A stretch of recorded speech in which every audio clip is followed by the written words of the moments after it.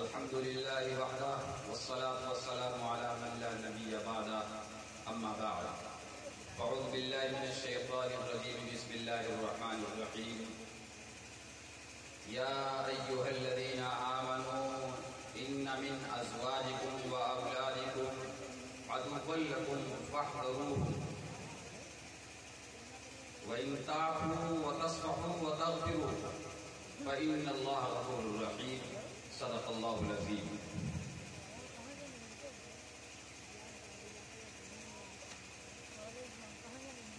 اپنے مرکز سے اگر دور نکل جاؤ گے خاک ہو جاؤ گے، افسانوں میں کھو جاؤ گے۔ اپنے پرچم کا رنگ کہیں بھلا مت دینا، سرخ شعلوں سے جو کھیلو گے تو جل جاؤ گے۔ تیز قدموں سے چلو اور تصادم سے بچو، بھیڑ میں سست چلو گے تو کچل جاؤ گے۔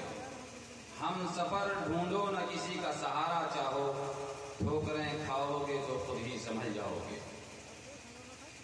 کہوں کیا صبر دامن گیر ہے کہتے نہیں بنتا، الہی تباہی دیکھ کر خاموش بھی رہتے نہیں بنتا۔ کہوں کیا صبر دامن گیر ہے کہتے نہیں بنتا، تباہی دیکھ کر خاموش بھی رہتے نہیں بنتا۔ الہی صبر دے ہے بے بسی میں امتحان اپنا، قفس سے دیکھتا ہوں جل رہا ہے آشیاں اپنا۔ اسٹیج پر موقر و معظم عالم دین حضرت مولانا مفتی عبدالقیوم صاحب قاسمی، عالی جناب حضرت مولانا محمد صابر صاحب قاسمی دامت برکاتہ العالیہ، اور بھی ہمارے امیر جماعت جناب معین الدین صاحب، اور بھی دیگر ہمارے معزز حضرات اسٹیج پر تشریف فرما ہیں۔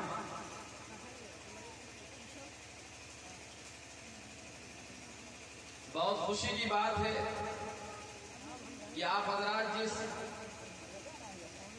چہار دیواری میں بیٹھے ہوئے ہیں، جس شہر میں بیٹھے ہوئے ہیں، اس کو آپ مدرسہ کہتے ہیں۔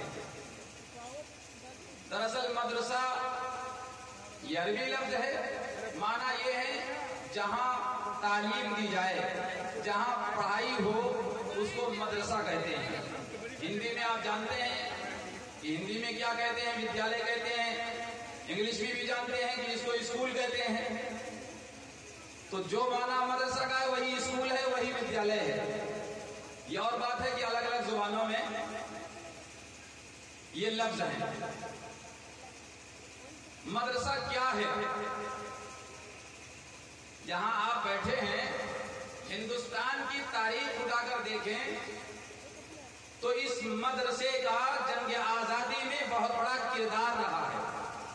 آپ جہاں بیٹھے ہوئے ہیں، یہ مدرسہ ایک مدرسے کی کڑی ہے، ایک مدرسے کی شاخ ہے، سمجھ رہے ہیں؟ اور جس مدرسے کی یہ شاخ ہے اور کڑی ہے، اس مدرسے کا ہندوستان کی آزادی میں سب سے بڑا کردار رہا ہے۔ یہ بھی آپ جانتے ہیں اچھی طرح کہ یہاں پر 350 سال تک مغلوں کی حکومت رہی، اور اس سے پہلے یہ بھی آپ کو معلوم ہے، تاریخ اس بات کی گواہ ہے کہ یہاں 1187 سے لے کر 1857 تک، 93 ہجری سے محمد بن قاسم کے آنے کے بعد سے مغلیہ خاندان تک یہاں حکومت رہی ہے۔ مغل حکمراں یہاں رہے 350 سال تک، اور انہی کے دور میں انگریز نے ہندوستان پر قبضہ کرنے کی کوشش کی۔ تو جس گھر کے مالک ہم ہوں گے، اگر ہمارے گھر پر کوئی قبضہ کرے گا تو لڑے گا کون؟ کوئی دوسرے لوگ نہیں لڑیں گے، ہم ہی لڑیں گے، اور یہ ہمارا فرض بنتا تھا کہ ہم لڑیں، اس لیے کہ ہمارے گھر پر قبضہ ہو رہا تھا، ہمارے ملک پر جس کی باغڈور ہمارے ہاتھ میں تھی۔ آخری بادشاہ بہادر شاہ ظفر گرفتار ہوتے ہیں، انگریز انہیں رنگون پہنچاتا ہے، ادھر ان زمینوں پر انگریزوں نے قبضہ کیا جن زمینوں سے پیسہ آتا تھا ان مدرسوں کو، مسجدوں کو اور دیگر مندروں کو، گرجا گھروں کو۔ مختلف مذاہب کے لوگ یہاں آباد تھے، ان سب کو ان زمینوں سے پیسہ آ رہا تھا، خزانے سے پیسہ آ رہا تھا، حکومت کے خزانے سے۔ اب کیا ہوگا؟ انگریز نے جب قبضہ کر لیا تو اس وقت ایک نواب رحمت خان ہیں جو روہیل کھنڈ کے علاقے کے رہنے والے تھے، دلی کے اطراف کے تھے۔ جب یہ دیکھا کہ انگریز کا قبضہ ہو چکا ہے اور سب سے زیادہ اگر دشمنی انگریز مانتا تھا تو وہ مدرسوں سے مانتا تھا۔ سب سے پہلے اس کا جو بلڈوزر چلا، مسجد پر نہیں چلا، مندر پر نہیں چلا، گردوارے پر، چرچ پر نہیں چلا، سب سے پہلا جو بلڈوزر اس کا چلا وہ مدرسے کے اوپر چلا۔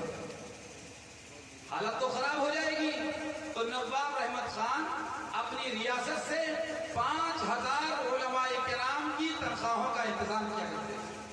بات سمجھ میں آ رہی ہے کچھ نہیں آ رہی ہے؟ مدرسے سے انگریز کو مخالفت کیوں تھی؟ مدرسے والوں سے انگریز کیوں لڑ رہا تھا؟ 1857 کی جنگ ہوئی، جس جنگ میں ہندو اور مسلمان یہ دونوں مل کر کے ہندوستان سے انگریزوں کو بھگانے کی کوشش کی، لیکن بدقسمتی ایسی رہی کہ وہ انگریز جیت گیا، اس جنگ کو جیت گیا۔ 1857 کی جنگ انگریز جیت گیا، ہندو اور مسلمان مل کر لڑ رہے تھے، ہار گئے۔ وائسرائے برطانیہ کو اس نے خط لکھا، ڈاکٹر ولیم بیور نے،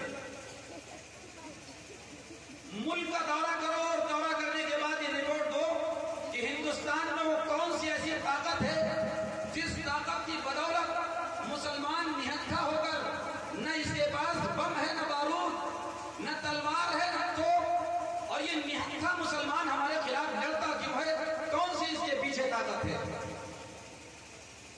تو ڈاکٹر ولیم بیور اس وقت ہندوستان کا سب سے بڑا سیاستدان تھا، اس نے پورے ملک کا دورہ کیا اور اس نے جو رپورٹ دی وہ سننے کے لائق ہے۔ اس نے لکھا وائسرائے برطانیہ کو کہ جناب، ہندوستان پر اگر حکومت کرنا چاہتے ہو، قبضہ کرنا چاہتے ہو، تو آپ کو ہندوستان سے 3 چیزیں ختم کرنی پڑیں گی۔ نمبر 1، آپ کو مدرسہ ختم کرنا پڑے گا، جہاں ملا بیٹھ کر اپنی قوم کو تعلیم دیتے ہیں، قرآن کی تعلیم، اور روح پھونکتے ہیں، ان کے اندر ایمانی روح ہے، اس بنیاد پر نہتھے ہو کر تمہارے سامنے سینہ سپر ہو کر لڑنے کو تیار ہوتے ہیں۔ اس لیے سب سے پہلے آپ مدرسوں کو ختم کیجئے۔ نمبر 2، ان مدرسوں میں جو ملا پڑھا رہے ہیں بیٹھے ہوئے انہیں ختم کیجئے۔ اور نمبر 3، جس کتاب کی تعلیم دی جاتی ہے آپ اس کتاب کو ختم کیجئے۔ 1857 کی جنگ میں ہندو مسلمان دونوں ہار گئے انگریز سے۔ 1864 سے لے کر 1867 تک 3 سالوں کے اندر انگریز نے دلی شہر کے اندر 1000 مدرسے تھے، 1000 مدرسوں کو بلڈوزر کے ذریعے سے ڈھا دیا۔ 14000 علماء کرام کو پھانسی کے پھندے پر لٹکا دیا اور 3 لاکھ سے زیادہ قرآن مقدس کے نسخے جلا دیے۔ جامع مسجد موجود ہے، دلی کی موجود ہے، لال قلعہ بھی موجود ہے، آگرے کا تاج محل بھی موجود ہے۔ 6 لاکھ سے زیادہ ہندوستان کے مسلم حکمرانوں نے تعمیرات کرائی ہیں، 6 لاکھ سے زیادہ۔ آپ پورے ملک میں بکھر جائیے، پورے ملک کو کھنگال ماریے، آپ کو ان بادشاہوں کی بنوائی ہوئی وہ تمام عمارات دکھائی دیں گی، لیکن آپ کو مغلوں کے دور کا ایک بھی مدرسہ نہیں ملے گا۔ کیوں نہیں ملے گا؟ 6 لاکھ سے زائد عمارات ان کی بنوائی ہوئی ہیں، مسجد نظر آ رہی ہے، لال قلعہ نظر آ رہا ہے، قطب مینار نظر آ رہا ہے، چار مینار نظر آ رہا ہے، تاج محل نظر آ رہا ہے، آخر مدرسے کیوں نظر نہیں آ رہے ہیں؟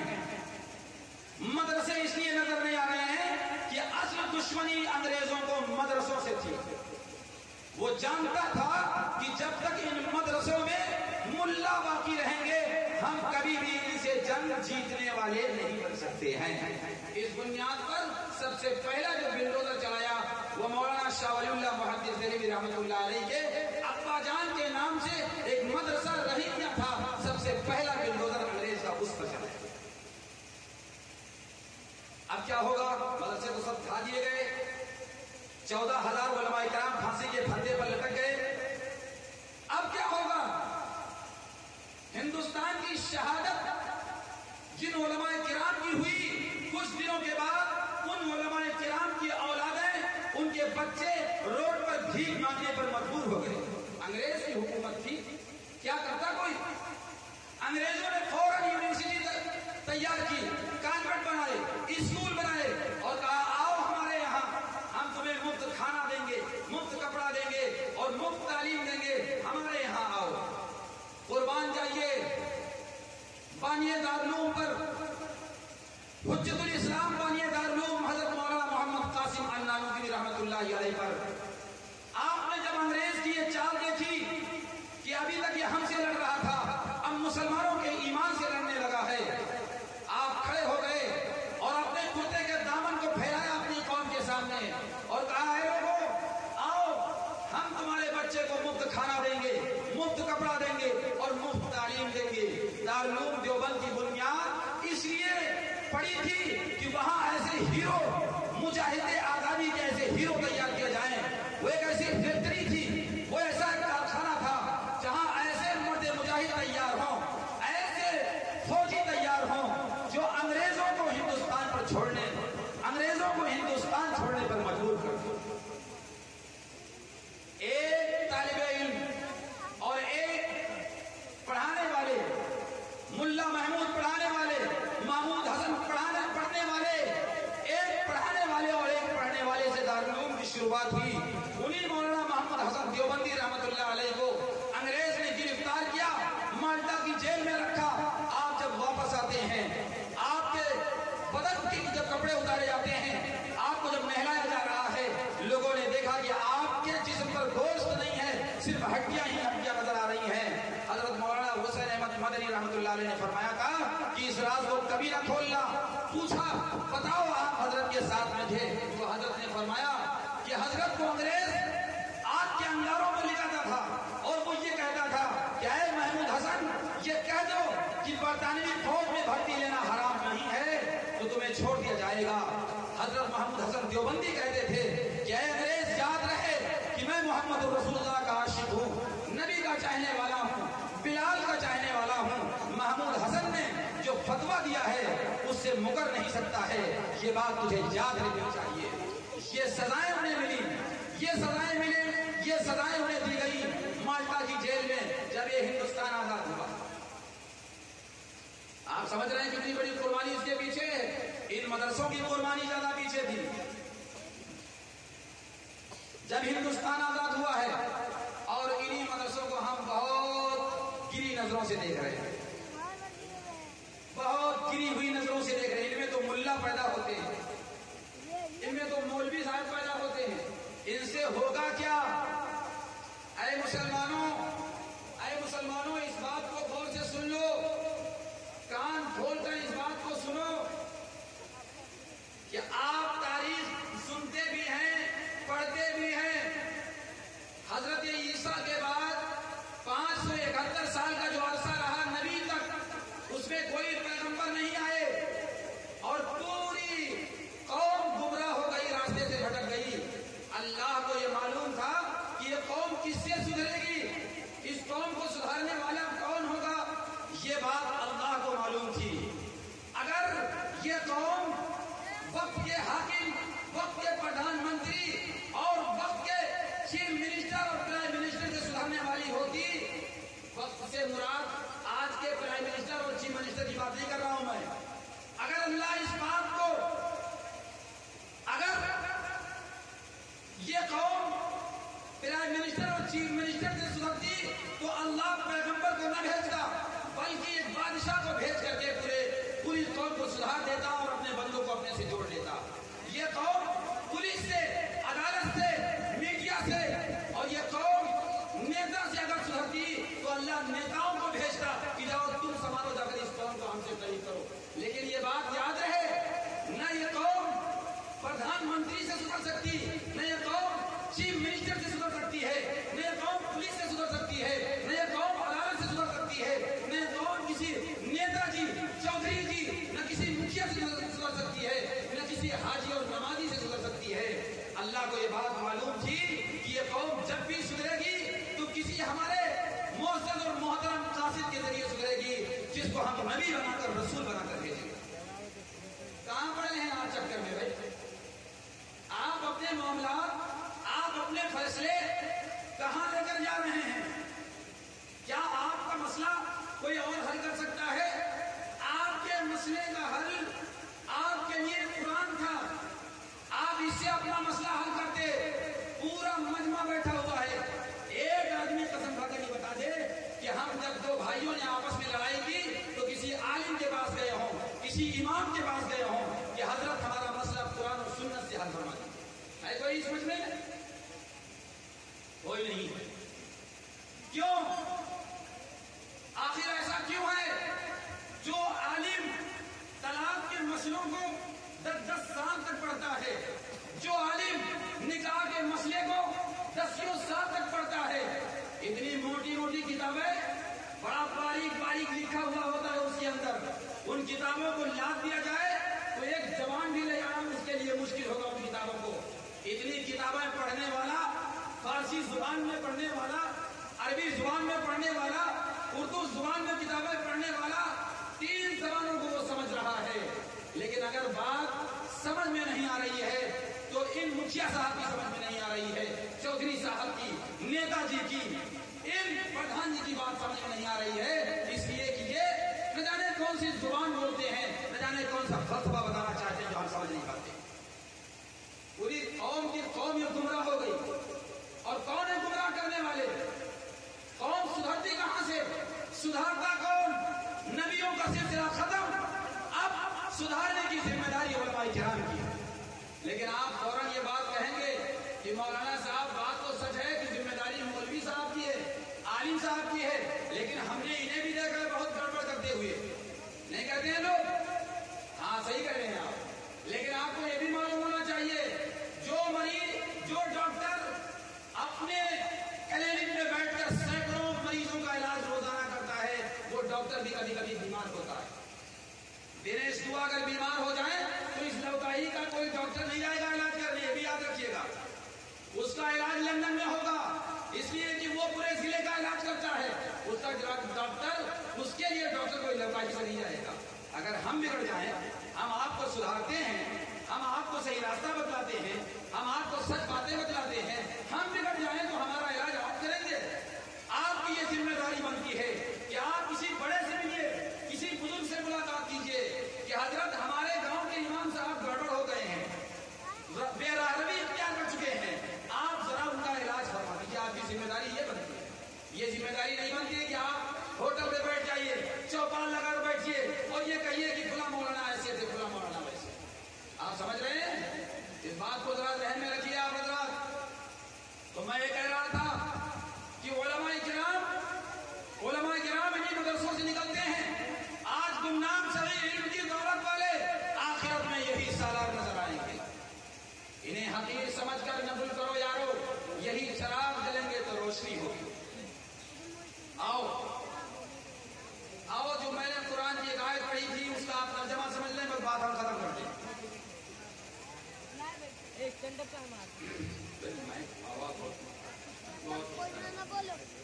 ہاں بالکل ہو گیا۔ قرآن کی جو میں نے آیت پڑھی اس کا مفہوم، اس کا مطلب سمجھ لیجیے، بس بات ختم کریں۔ ہم سب صاحب اولاد ہیں، ہم سب کے بچے ہیں، بچیاں ہیں، لڑکے لڑکیاں ہیں۔ ہماری ذمہ داری کیا بنتی ہے؟ ہم ان کے ساتھ کیا رہیں، ان کی کیسی تربیت کریں۔ اللہ ہم سے کہہ رہا ہے، یہ کسی پیر و فقیر کی بات نہیں کر رہا ہوں میں، ڈائریکٹ اس کتاب کی بات کر رہا ہوں جس کتاب کا نزول پیغمبر پر ہوا اللہ کی طرف سے۔ اللہ فرما رہا ہے، یا ایھا الذین آمنوا، اے ایمان والو، اے ایمان والو، اے مومن مسلمانوں، کان کھول کر یہ بات سن لو، ان من ازواجکم و اولادکم، تمہاری بیویاں اور تمہاری اولادیں، تمہارے بچے، تمہاری بچیاں، عدو لکم، تمہاری کوئی ہم اپنی طرف سے تھوڑے بتا رہے ہیں، علماء بیٹھے ہیں یہ بتائیں گے. یہ خود اللہ میاں کہہ رہے ہیں اس بات کو کہ اے مومن مسلمانوں، تمہاری اولادیں اور تمہاری بیویاں تمہاری دشمن ہیں. تو اب جب تمہارے گھر کے لوگ تمہارے دشمن ہیں تو تم کو کرنا کیا پڑے گا؟ اب وہ بھی کسی ملا جی سے نہ پوچھو کیا کریں ہم، وہ بھی ڈائریکٹ قرآن سے معلوم کرو کہ ہم کیا کریں جب ہمارے سب گھر والے دشمن ہیں. فَاحْذَرُوهُمْ، تو آپ چوکنا رہیے ان سے، آپ جاگو چوبند رہیے اپنی بیوی سے، آپ چوکنا رہیے اپنی اولاد سے. نہ جانے کب تمہاری اولاد تمہاری بیویاں تمہارے چہرے کو کالا کر دیں اور تمہیں شرمندہ اور تمہیں سماج میں رسوا کر دیں. یہ کون کہہ رہا ہے؟ یہ کہہ رہا ہے قرآن. جس قرآن کو ہم اور آپ چھوڑے بیٹھے ہیں وہ قرآن کہہ رہا ہے ہم سے. آگے کیا فرما رہے ہیں؟ مانا کہ بچے تمہارے غلطی کر بیٹھے، تمہاری بیوی غلطی کر بیٹھی، لیکن یہ بات یاد رہے وَإِن تَعْفُوا وَتَصْفَحُوا وَتَغْفِرُوا، اگر تم درگزر کرتے ہو، معاف کرتے ہو، انہیں بخش دیتے ہو، فَإِنَّ اللَّهَ غَفُورٌ رَحِيمٌ، تو اللہ تعالیٰ تمہیں معاف کرنے والا اور بخشنے والا. یہ ذمہ داری بتائی گئی ہے مومن مسلمان پر اپنے بچوں کے بارے میں. کیا یقیناً ہماری نظریں ہر وقت بچے کی حرکتوں پر ہوتی نہیں ہوتی ہیں؟ ذرا احساس کریں، گریبان میں منہ ڈال کر ہم جھانک کر دیکھیں کہ کیا یقیناً قرآن نے جو فرمایا فَاحْذَرُوهُمْ، آپ 24 گھنٹے میں 1 سیکنڈ بھی اپنی اولادوں سے غافل نہ ہو، ہر حرکت پر اپنی نظر ان کے اوپر رکھیے گا. یہ ہو رہا ہے ہم سے؟ جب یہ نہیں ہو رہا ہے، اپنے دامن کے لیے خار چنے خود ہم نے، اب یہ چبھتے ہیں تو پھر ان سے شکایت کیوں ہے؟